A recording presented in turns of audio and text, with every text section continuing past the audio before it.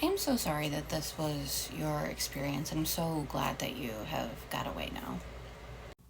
I don't at all doubt that it is a common experience, or at least not a rare experience, for people to kind of have patriarchy weaponized against them in couples therapy, maybe especially if that couples therapy is done through a church.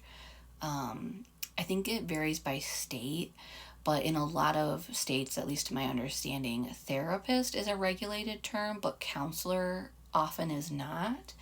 And so I personally have had the experience of realizing that some people around me thought they were seeing like a licensed therapist, like somebody with a like master's degree, an education in social work and psychology type stuff, only to find out that that wasn't the case at all.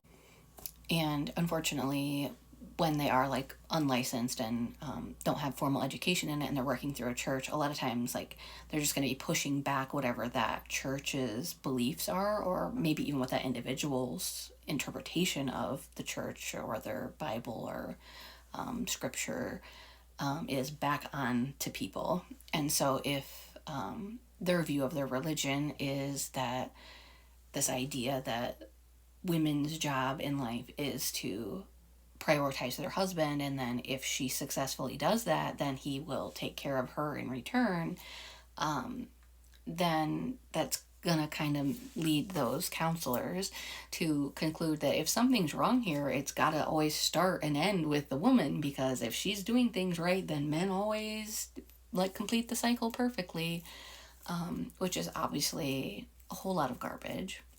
But also, my understanding is that therapists, especially those going into couples work, are supposed to really look for signs of abuse in couples therapy, because it can be more harmful to an abusive relationship when they get into therapy, because then they can like weaponize the therapy space or therapeutic concepts in an abusive way. And so, like, I've seen threads online where therapists are talking about how part of their responsibility as a couples therapist is to look for signs and to not work with a couple if they are seeing abuse. But also, just like my own personal experience, like, I think we're a little bit atypical in that we didn't start couples therapy from a place of crisis or from a place of having a lot of conflict. But still, there have been times where we have had conflict that we have brought into a session, and I have never ever felt like our therapist like takes his side or always comes back to blaming me, or in any way like supports like a patriarchal concept for our marriage. And in a lot of ways, like, I absolutely see evidence of the opposite. Like, our couples therapy our couples therapist definitely recognizes that I need to get more comfortable with my relationship with anger, that I need to use my voice more, stand up for myself more, set more boundaries. I think really his goal for us, and obviously our goal, is to just get like become the healthiest marriage that we can possibly be.